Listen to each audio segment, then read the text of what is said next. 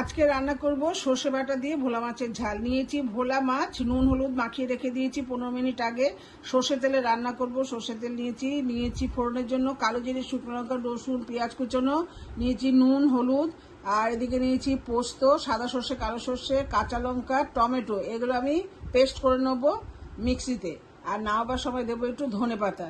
এই দিয়ে রান্না করব আমি সুস্বাদু সর্ষে বাটা দিয়ে ভোলা মাছের ঝাল। এভাবে আমি সব মাছগুলোকে ভেজে নেব। ফোড়ন দিয়ে দিয়েছি শুকনো লঙ্কা, কালো জিরে এবং রসুন। এরপরে আমি দিয়ে দেবো টমেটোটা।